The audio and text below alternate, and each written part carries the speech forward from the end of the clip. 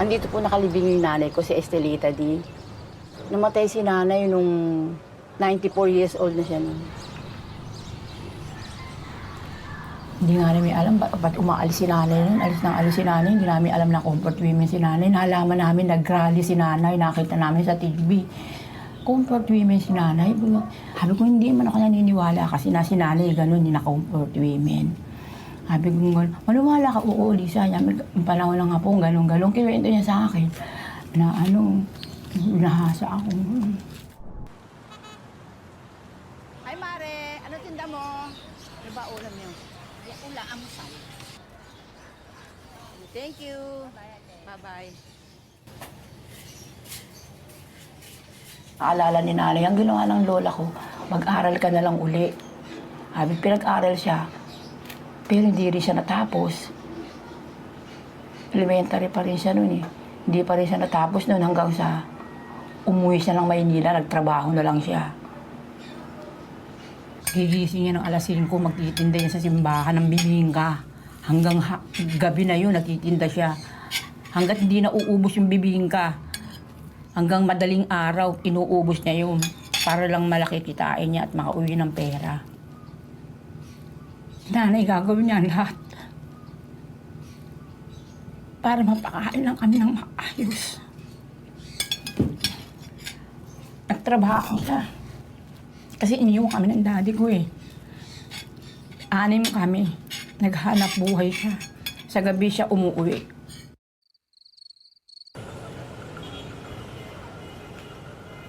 Noon nahihiya si nanay ko, ayaw nga niyan lumantad eh. Parang ayaw pa nga ng nanay ko mag-asawa noon. Kasi nga, di ba, nung nangyari sa kanya. Pero hindi niya pinagtapat siya. Daddy ko na naghahasa siya ng panahon ng hapon. Pero nakita niya na may mga lola na lumantad naman, lalo na si Lola Rosa, di ba? Unang yun yung lumantad eh. Na ano nga yung balita na yung comfort women, gano'n. Hanggang sa sumama nga si nanay dyan.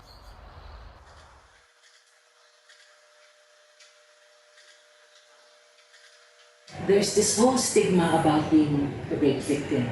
It's even more difficult to say that I had been gang raped by so many Japanese soldiers. Yung mga Japanese, immediately after the war, the Filipinos were enraged, against the Japanese. So, hirap sabihin na ikaw ay nakasama ng mga Hapon. Pwede kang tignan bilang isang traidor. So, dalawa yung itinatago mo eh. Yung naging biktima ka ng gang rape.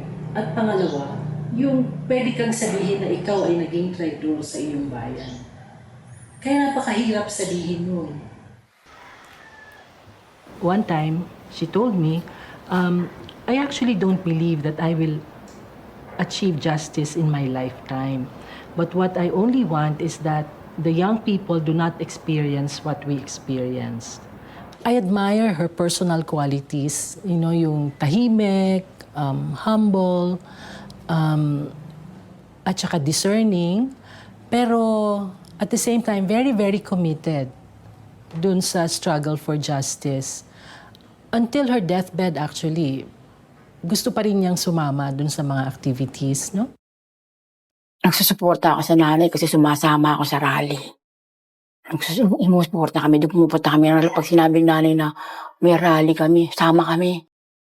Minsan nga, mga apo ko, sinasama ko pa yun. Ngayon, mga dalaga na yun.